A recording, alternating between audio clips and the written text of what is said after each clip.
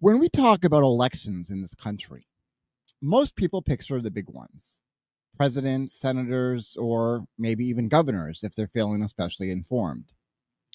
Cable news reinforces that instinct by turning national politics into a 24/7 reality show.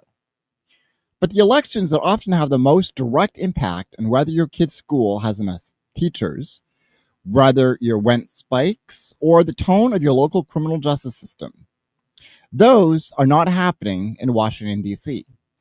They're happening down in the street, in city halls, county offices, and school board meetings that most of us have never set foot in. If you happen to have caught the previous episode of Coup Save America, you'll recall our guest, Carl Abel, speaking about the importance of engaging in local politics and the satisfaction of seeing the real tangible results of your voice being heard, something we seldom feel about the decisions made in Washington, D.C. A perfect example of this power happened in the early 2000s, right down the road from where I live. A large plot of vacant land was proposed as the site of a new sewer treatment plant, but locals rallied and fought. So instead of bad odors and grinding gears, we have a beautiful and expansive community park where we often take our dogs to romp. Even if you don't have the time, temperament, or inclination to run for local office or to fight for local cause, the one thing that is important and easy enough to do is to simply cast a vote for who you would like to represent you and your family. Local elections are where the decisions closest to your daily life get made. And yet these elections routinely draw the lowest turnout. Races that decide millions of dollars in spending and the direction of entire communities are sometimes decided by only a handful of votes. There are real stories of local races ending in ties, broken by coin tosses or drawing names from a hat. Imagine that. Years of public policy hinging on the equivalent of calling heads or tails, because most of the people who could have voted simply didn't show up. So if you ever said, "My vote doesn't matter," local elections are the place where that idea goes to die. Here, your one ballot is not just symbolic, it can genuinely tip the balance. And why aren't we voting in our local elections? I feel like the reason could be the bewilderment we experience when reviewing a long ballot list of unfamiliar people, unfamiliar positions, and a general sense of why does any of this matter. For example, my ballot this past voting Tuesday asked me to select a county charter review commissioner. What the hell is that? And had 3 positions where the candidate was running unopposed. So what's even the point? Washington is a vote-by-mail state, so my ballot is delivered to my doorstep, and all I need to do is fill it in and drop it in the mailbox. It may seem seemingly unimportant election cycles. Even this small effort seems too daunting. So I can only imagine how hard it is for people who must take the time to visit a polling place for an election that just doesn't excite them. It's very easy to shrug it off and say, "I don't even know who to vote for. Isn't it better to opt out than go in uninformed?" Well, yes, informed voters are more desirable than those who choose a candidate because the name sounds exotic. So how do we find the knowledge we need? In presidential years, we're bombarded with information, ads, debates, profiles, endless commentary. In local races, the information is scattered, thinner, and often buried. You might get a mailer with a smiling headshot and a vague slogan about safe streets or strong schools. But that doesn't tell you very much. If you want to vote intelligently in a local election, you usually have to do a bit of digging. The good news is that digging is absolutely doable, and it's one of the most important and empowering things you can do as a citizen. So here are some tips for informing yourself about the candidates and the propositions in your next local elections. An advanced local voter will attend gatherings in person, where you can listen to campaign pitches and question local candidates. This includes city council meetings, town hall meetings, and district-specific gatherings, both partisan and nonpartisan. A pro tip is to know which voting district you live in and to be aware that your voting district can change with periodic redistricting, as allowed by your state regulations. These types of meetings are where you will be exposed not only to candidates for local office, but also to other citizens who care and know about local issues and offer their opinions and advice on a proposition you may not understand or an office that you may not even have known existed. Keep an eye out for the places where candidates speak, debate, or offer Q&As. If you aren't able to attend in person, see if there might be a live stream online or a recording that you can view after the fact. When you watch a candidate present themselves to the public, you see how they respond when they can't just hide behind pre-written talking points. Do they listen? Do they acknowledge nuance, or do they treat every issue like a culture war battlefield? How do they handle a tough question from a teacher, a renter, or a parent? You don't need a political science degree to sense character and competence in real time.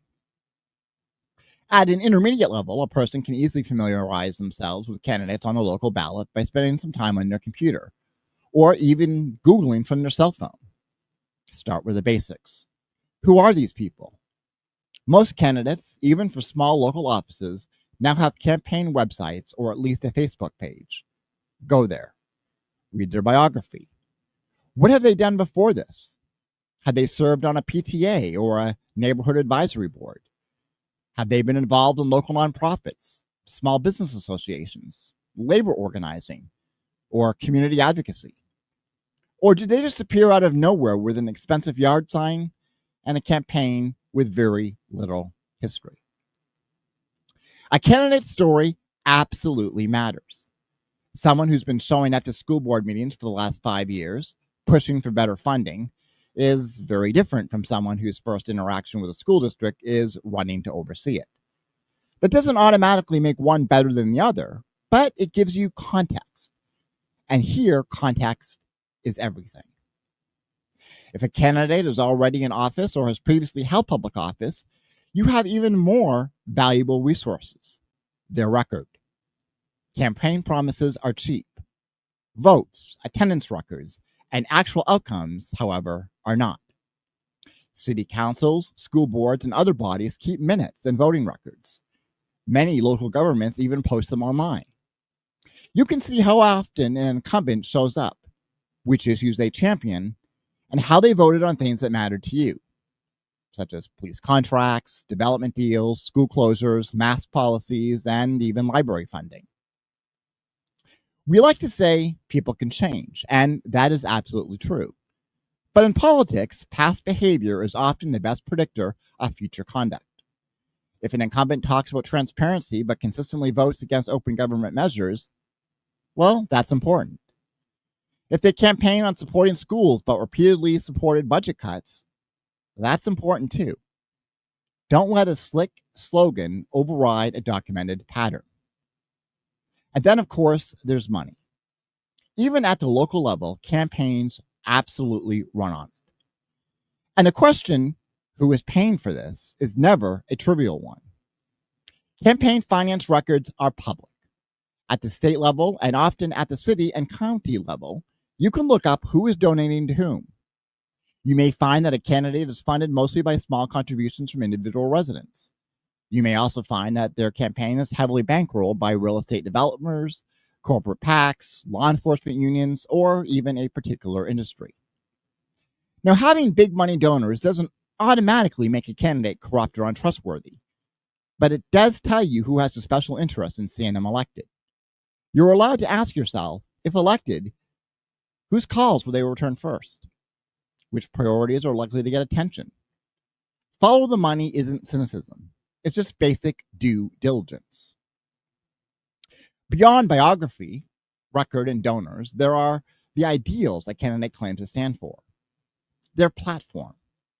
This is where campaigns often shine themselves up the most.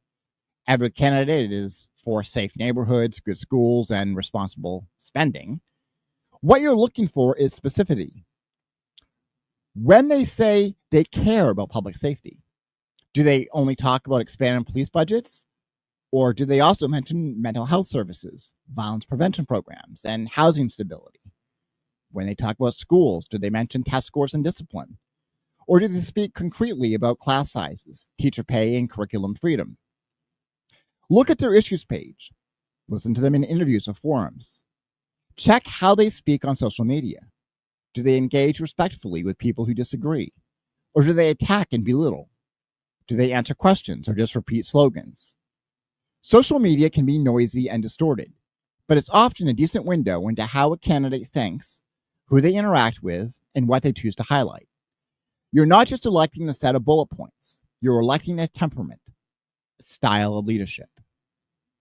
Local media, yes, the thing that still exists in many places despite being gutted by consolidation and budget cuts, is another resource we should use while we still have it. Local reporters cover school board fights, zoning battles, budget hearings. They watch these candidates when no one else is looking. Reading their coverage, listening to their interviews, or scanning their election guides can save you hours of guesswork.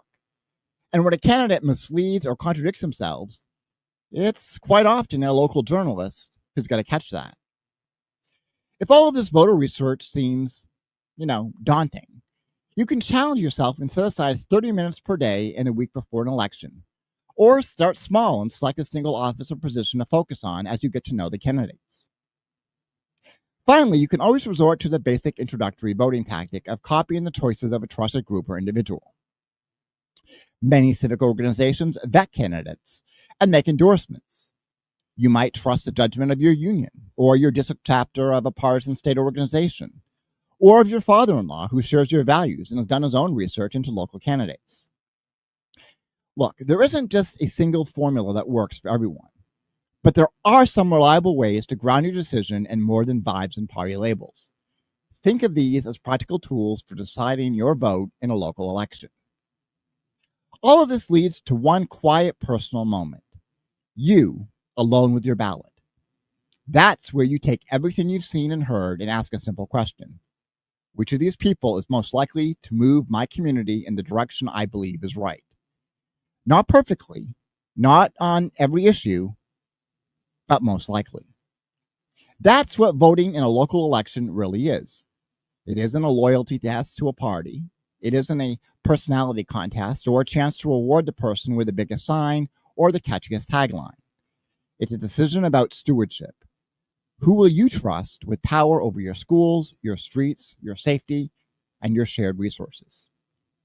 We spent a lot of time on this show lamenting the state of national politics, and honestly, much of that lament is justified.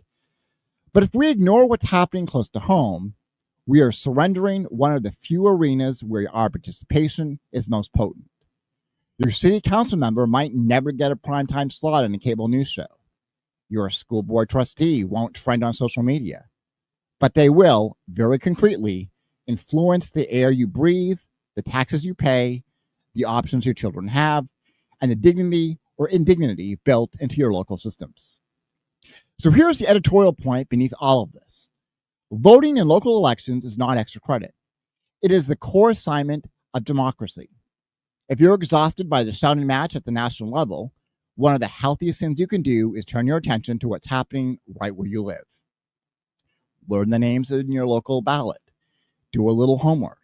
Ask some questions. Follow the money. Watch the candidates, not just their ads. And then most importantly, show up in person or by mail and mark that ballot deliberately. The choice is never abstract. It shows up in the concrete details of daily life. And you, with your single ballot, are absolutely part of that story. And that, my friends, is the final word up front. This is Coup Save America, and I am Sean Sainhart. Stay tuned for a conversation that bridges theory and battlefield, policy and consequence, and freedom and control. We will be joined soon by Pete A. Turner, one of the few voices who's seen the world's most dangerous realities up close. And Pete will be joining us right after the break.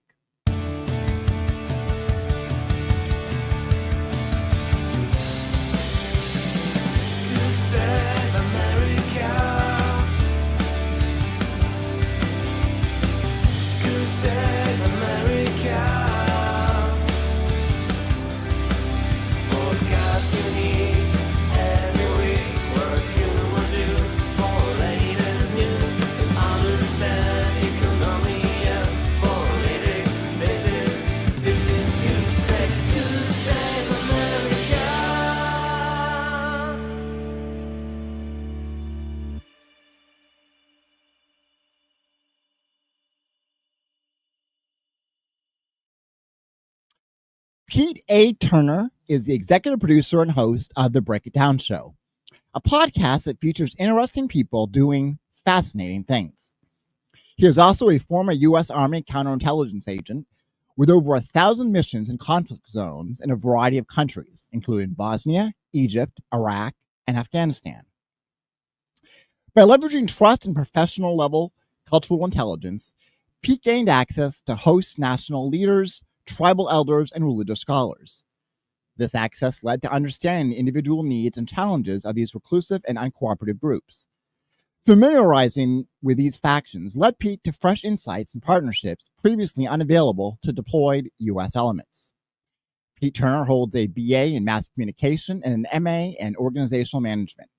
He has co-authored many peer-reviewed articles on military subjects, and he is currently working on several unique projects as a film producer. We have so much to talk about with Pete, so let's go ahead and bring him into the studio. Pete, welcome to the program, my friend.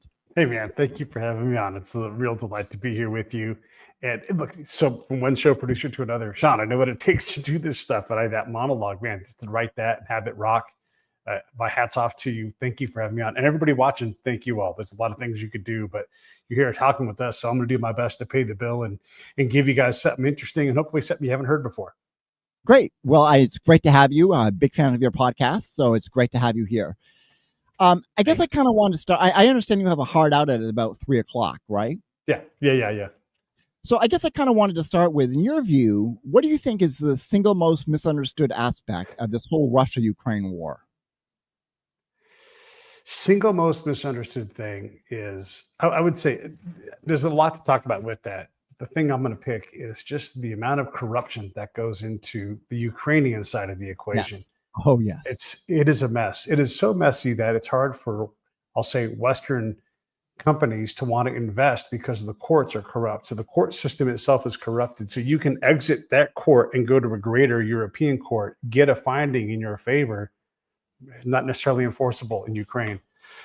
But that's nothing against the Ukrainian people, but that's just sort of how it is. And there are so many stories of that. That I think is even when we get this thing sorted out, there's going to be a lot of conflict as we try to figure out how to deal with that place. It's really always, in our modern lifetimes, it's always been in conflict of one kind or another. Yeah, I agree. Well, no, I mean, and Ukraine has been one of the most corrupt countries in Europe for quite a long time, if I'm not mistaken, too. Yeah. And it's not even corruption. It's just how they do business. And I will say this, anytime when we talk about corruption, and especially if it's a place that we're going to, we are the corruptor. And so whatever system they have, we're so dominant. We have so much money. We have so much influence that we tend to corrupt that system. And we can't absolve ourselves of that. There is a role that we have to play. And we are not very good at that. So we're desperate to imprint our needs, our goals, our problems on them, and then provide them with solutions that, again, continue to corrupt and destabilize the places that we go. Is that always true? No, but it's a good norm for us to understand that we create instability. And so our level of corruption is going to impact them. And it's going to make the line very squiggly between here and wherever we end up. Yeah, now I know that this is breaking news of sorts, but what do you make of this potential peace deal that Trump has negotiated between Ukraine and Russia? I know people that work on these kind of deals, and they what they do is they close the seams in between all of the areas that aren't closable, and they work on trying to figure out how to heal that wound to make it smaller. And the folks that I know that are working on are like, we have a deal, but it's so tender right now and fragile that it's just I just hope that the conflict can be done. I hope that it can. And I just don't know. It's so, I wouldn't even say it's tenuous. There's so much pressure there, and there's been so much pain and everything else. I just don't know. I hope peace is the best thing, but I just don't know if it'll hold. Yeah, no, it's going to be complicated, and Zelensky is currently in the middle of a corruption scandal of his own, right now, and his people are not pleased with him. So this and it doesn't seem like the Ukrainian people are all that in favor of this peace deal either. Yeah, I mean, one of the things about peace deals is that nobody's supposed to be happy, but willing to accept it, right? So that is kind of one of the hallmarks of this thing, and it's also interesting to note. And again, the people that I know talk about me with these things. And so, if we had an election for president of the United States, for in Russia, in Ukraine, or in Israel, the person in power right now probably wouldn't win in all four places. And that's fascinating to think about. You're brokering a deal, and there's so much uncertainty who will even be sitting in that chair if and when they have an election. Right. Yeah. Because I think Zelensky is on his way out, frankly. I don't know about Putin. Putin seems to have it locked down. Right, but if he might get unelected. That's what that could happen with him. That's not as safe, and that's a very dangerous place to be the boss, because it only takes so many people to not want you to be the boss, and then all of a sudden there's a knock on the door. Yeah. I want to kind of ask you too, how does ground truth differ from the way policymakers and the media portray modern conflicts? Yeah, that's a great question. When we think of the solutions, we'll like, here's the problem, here's the solution. We haven't even asked the people on the ground what the problem is. And we may not be able to accept that problem. Just think about Star Trek as an example. If nobody went down, how reliably could the folks from Star Trek help that country? And you look down from space and you're like, everything's fine down there, or everything's terrible. And then you go down and you start talking to people. That's what the ground truth is. And you start to realize there's a lot of different things. You were talking in your monologue, about how do we improve a community? Half of the community may want new sidewalks in places where there are no sidewalks. The other half may say, no, thanks. Right. Like that. So you may get half the story and realize like you're nowhere near a winning solution. Puerto Rico is a good example where there's the status quo people, there's the leave us alone, go our own way people, and then there's the let's just become a state people. Those folks are almost evenly divided in thirds. And so if you just think you have a solution for that, a two-state solution that neither state wants, oh my gosh, you have real problems. So the ground truth is what's possible there in the ground. And what's that next step? And before you try to solve some big problem, can you even solve small ones? Yeah. Speaking of global conflicts and two-state solutions, what do you make of, well, let me ask you this way. Yeah. How should we better understand the Israel-Palestinian conflict beyond the simplified narratives that's offered to us by U.S. media? I wouldn't trust the media in general. I mean, they make money when people click on things, right? And so they have an incentive to tell stories. And this, I'll just be fairly critical on this, but ABC News has reported from the Hamas Ministry of Health over and over again and had to do retractions. I don't know of a media outlet that would do that over and over again and expect to maintain its reputation. ABC's fine. Everybody does what they're supposed to do, but how many retractions can you have from one institution before you say, hey, what am I going to do about this? So we have to get our news from somewhere, but the news has to hold itself accountable to a standard that's very tough to maintain, especially when your peers are doing the same thing and they're getting the clicks and you're not, right? So click-driven stuff is, and I'm being unfair to a lot of people that do a lot of great work, but the fact is when you reference Ministry of Health from Hamas and they lie to you again and again, how many of those do we get? Sean, how many of those do we get before we have to say, I have to get my news from somewhere else? Yeah. Well, I don't trust the corporate media whatsoever. I mean, for me, it's all local or independent reporters that I trust the most. Sure. Yeah. But it's very difficult, especially on the international stage where, for instance, in Palestine, they're not letting any international reporters in on the ground to do any kind of reporting. So it's very hard to get reliable information from that part of the world right now. Yeah. Yeah. And is that even true, right? Like, is that, how true is that? There are people that have had access, so they're letting some people in. So what makes the difference? And I don't know what the answer is there, right? And it's all hard. And with the more we see just this twisting of what the news is supposed to be, it's just I don't blame anybody for being confused, dismayed, whatever, because it's hard to know. I mean, 60 Minutes used to have a bulletproof reputation. It does not anymore.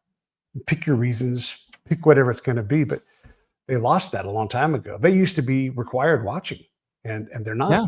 What happened? I don't know, but something has happened, and you can have fantastic people working on something, but Yeah, it's hard to know what the reality is. Well, let me ask you about, based on your experience in the military, doing intelligence. What do you think drive wars more? Is it ideology, economics, or is it just resource contention? I mean, ideology for sure is part of it. Is it worth dropping gloves and fighting over it? Gosh, I don't know. That seems extreme. I know that we tend to kind of pick a side, and we're not great at picking the right side. I don't know if you can pick the right side, but we tend to pick a side and say everybody on the other side of that is all bad. And then you lose a lot of people that way. And again, we don't have the distinct and proper ground truth knowledge to really make these calls. And so we'll say so and so is a kingmaker. Oh, but so is that guy. But you like this guy, and this guy donates to the right people, and this guy doesn't. So that makes that person a bad person. It's so a lot of this is driven by our own policy desires. We would like to impact the cost of energy abroad, right? There's like a long-term plan that we have to do that. That equals partnering with places, bad people, good people, and that in that melange goes all of the things that cause conflict. Small scale conflict is better than big scale conflict. And so if we can kind of let some air out of the balloon over here because it's better to manage and it's not here, okay, well, a lot of that happens too. So conflict is it's a hard animal to tame. And once that dragon gets out, that war dragon, it's very hard to get it back in its cage. Well, let me ask you this. Again, I'm just drawing from your experience here. Yeah. How do you think U.S. involvement in foreign conflicts compares to, the on the ground reality a lot of these times? I don't know that they're even the same thing. I've been in rooms where everybody's deciding what's going to happen next. And then I'll raise my hand and I'll say, first I say, is this the kind of meeting where we can ask questions and be honest? And then they're like, yes, of course. Right, this is a loaded question. I'll say, has anybody asked the local governor about this thing that you want to do, this initiative? No. I'm like, okay, so we're going to build something, take land and put something on it for a goal that we have that they don't even understand. They've not asked for this. We've not engaged with them at all. And so these are completely different worlds. And to think that we can create a peaceful outcome when we don't all engage with these things and we dominate every single bit of their government, it's folly, right? And so that costs people's lives. People don't know what to do. It's a very challenging proposition to act this way. So no, they're not the same world. They're two different competing worlds. And frankly, wherever I see, this is my direct experience, whenever I see the US in the place, State Department, whoever's going to be USAID, all of these organizations, they brief well, they tell you great things that they're going to do. And then you see them on the ground and you're like, what in the world are they doing? They're rolling their eyes at the local government official. They're saying things that are contrary to the people. I'm talking to these people and they don't want what's going on. And this person is acting like they are the king or queen of this place and they're Americans. They're not. And so it's really tough to reconcile the dramatic differences and the responsibility required to go do this work. And far too often, I don't see that principled behavior, that steady, slow progress. And we're always focused vertically up on our chain as opposed to what's going to be good for these farmers. What is the condition of the farmer? What is the market chain from their tree to someone's mouth when they eat whatever it is they eat? And if we don't know that and don't understand it, why are we trying to fix a problem that may not even exist? Right. Absolutely. Well, a lot of that is just, how much of that do you think is just plain politics? It does seem to be, and I'm drawing a clear line between policy and politics, right? Right. It does seem to have a gate that swings both ways depending on who's in charge. And I don't know that either side owns the quality of what comes through the gate. It does seem to be a bit messy when you, I hate to say this, but when you govern based upon doing the opposite of what the other guys did, you're not governing that place very well because you're now worried about something other than what the policy should be in the area. Like if, one of the classic examples in the development world is hey, we drill wells, and the wells create problems for a lot of reasons. Wells get people killed. And so anybody working in the development world is like, oh, we got to slow down and get this right. But we never slow down. And here's one big problem when you dig wells and you get fresh water, that all briefs well, right? Sean, this is the thing, right? Like, this sounds wonderful. Yes, they've got fresh water. Okay, great. What about the black and gray water? that we've now created by bringing fresh water in. And these are problems that are hard to solve. And so now you have this wastewater problem that they didn't have before. So is the condition of that village better or worse? Yeah. And Well, and also there's the issue a lot of times we'll build these wells, but they're not maintained over time. There's no plan to sure. maintain them or to provide the infrastructure that's necessary to maintain them. And Yeah. of course, then the whole project just kind of crumbles, and then you're back to the problem that you started with, except it's a bigger Oh, problem. I know. And if it's only that gentle of a problem, so I did a bunch of work looking at, we would build these water purification systems. And it's kind of like a giant pool pump, right? And so out of the other end would come clean water. And that's great. That briefly, put that on a slide, show everybody's like, wow, we are winning the war right now. Okay, no budget to maintain those things. The person who was trained to maintain it has been killed or bullied out of that job. And so somebody else who doesn't know how to maintain it gets in there. The machine breaks. Guess what? We don't care about that. But you know who does? Our adversary, like Iran. So Iran will send people through the Red Crescent out, and they'll say, hey, why don't we fix this thing? We'll help you out. We'll make sure it keeps working. And now the Red Crescent, which is in this case a proxy of Iran, now is creating influence in that region. And we paid for all the big costs. They're buying some, again, I'm saying it's like a pool filter, right? So imagine what a pool filter looks like, maybe 18 to 24 inches wide, cylinder, throw it in, change it out every month, really minor things. And for that right there, we we bled influence in that area. Yeah.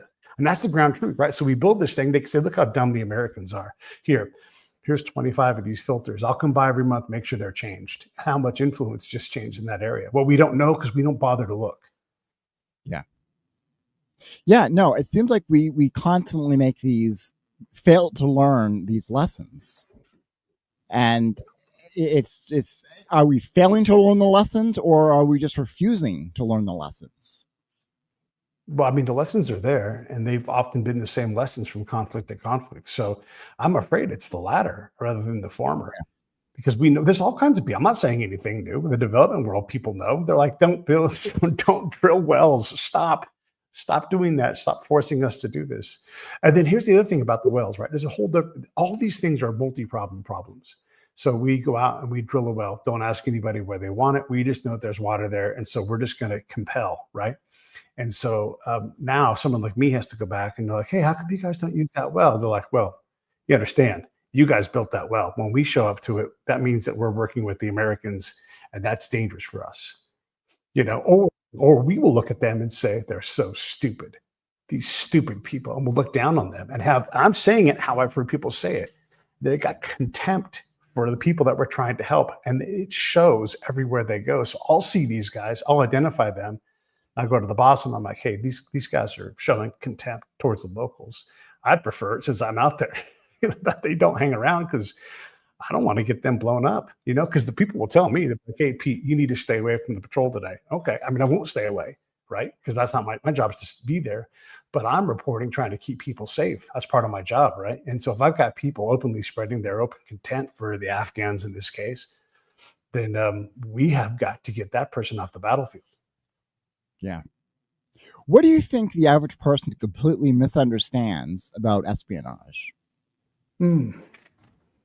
Espionage is a lot of things. There's a lot of different facets to it. So my particular kind is completely different than a lot of my peers. And even we disagree on like where the lines are, but we all know that we're doing it. So it's for me, in my case, I'm looking at four things. How do I help the commander win more and lose less? And how do I help the adversary or the enemy lose more and win less? And so how do we create that? So we're trying to protect the forest, but we're also trying to find people that are flippable and get them to come over to our side of things. So there's a lot of imbalance in everything that we do. There's a lot of gray area. That's probably black. Sometimes the gray area is kind of a lighter shade of gray, but there's less intrigue and more just trying to strike that balance between what's too much, what's too little, how do I make mistakes so I can learn from them and go forward. It's a fascinating job. It's terrifying. It's super dangerous, but not in the ways that you would think. It's really nothing like what's on TV. I mean, there's things that are similar, but the most important thing I might do in a whole year of being out on patrols is talk to a barber. And it turns out his uncle is the guy that I need to meet. And that guy's desperate to come in from the cold, but there's no way he's doing it to the Americans because he doesn't trust us. If I can build trust with that uncle, man, that's huge, right? But to see me do that, to watch me step by step to build that relationship and to build that trust, you would think I hadn't worked one day. You just all he does is talk to people. But the entire time I'm sorting through building the network, trying to balance things out. It doesn't look very exciting. If you wrote a story about it, you'd be like, this is the most boring story ever. Oh, I think we might have lost you there, Pete.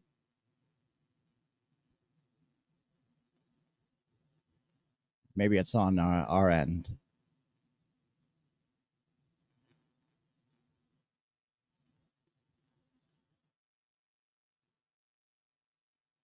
Mackenzie, do you have Pete? Pete seems to be frozen. Yeah, and you're coming in all. Yeah, I think Pete is frozen. Yeah, I think we're having some technical issues. I just had the technical issue on my end as well.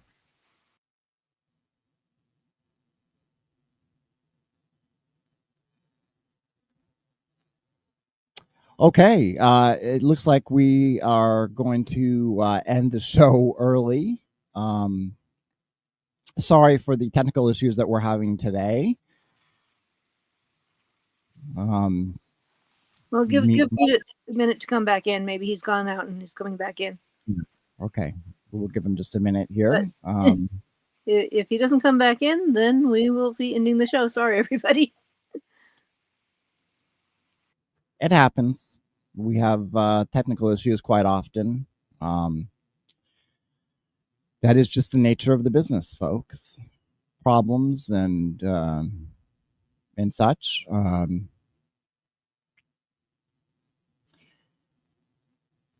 I know that dead air is awkward, so why don't we